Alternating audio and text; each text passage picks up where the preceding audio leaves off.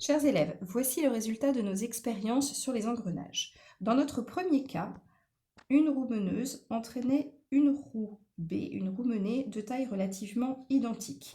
Le sens de rotation était le sens horaire, le sens des aiguilles d'une montre.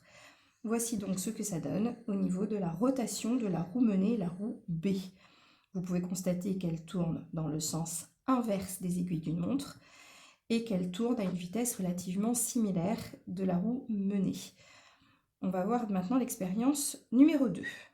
Dans cette expérience numéro 2, nous avions une petite roue qui entraînait une grande roue. Elle tournait toujours dans le sens des aiguilles d'une montre. Nous pouvons constater que, à nouveau, la roue menée tourne dans le sens inverse de la roue meneuse. En revanche, nous constatons que la vitesse de rotation n'est pas les mêmes. Si j'accélère encore un peu, je peux même constater que la roue menée, la petite roue, tourne très rapidement, là où la grande roue tourne un petit peu plus lentement. Dans l'expérience numéro 3, nous avions une grande roue meneuse, une petite roue menée.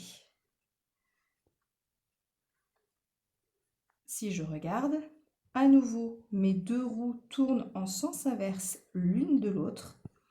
Si j'accélère un peu, je constate à nouveau que ma petite roue, cette fois qui est la roue menée, tourne beaucoup plus rapidement que ma grande roue.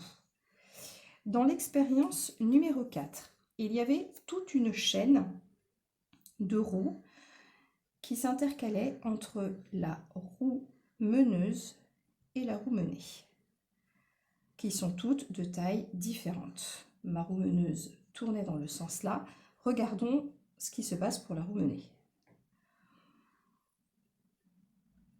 Je constate que ma roue menée tourne dans le sens inverse des aiguilles d'une montre, tout comme ma roue meneuse.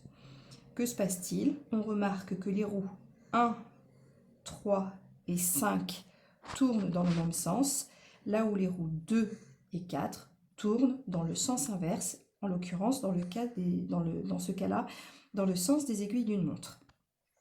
Il faut donc à chaque fois bien regarder le nombre d'engrenages pour pouvoir déterminer le sens de rotation de la dernière roue. À nouveau, on peut constater aussi des différences de rotation en fonction de la taille des différentes roues. Dans le dernier cas, le cas d'une transmission par chaîne, qui peut aussi être une transmission par courroie, hop, nous avions quelque chose qui ressemblait à ça. Notre roue meneuse, la petite roue, tournait dans le sens des aiguilles d'une montre. Nous constatons que cette fois, les deux roues tournent dans le même sens. C'est par le jeu de la courroie ou de la chaîne que cette transmission est assurée. L'avantage, c'est qu'elle ne change pas le sens de rotation. Concernant la vitesse, à nouveau, c'est la taille de la roue qui va déterminer sa vitesse de rotation. Voilà mes chers amis, j'espère pouvoir vous montrer tout ça avec de vrais engrenages qui sont au chaud dans la classe, confinés dans le placard, mais qui n'attendent que vous pour pouvoir s'amuser. Merci à l'appel de Bon Accueil qui nous a permis d'ailleurs de les financer. À très bientôt pour de nouvelles expériences scientifiques. Bon confinement!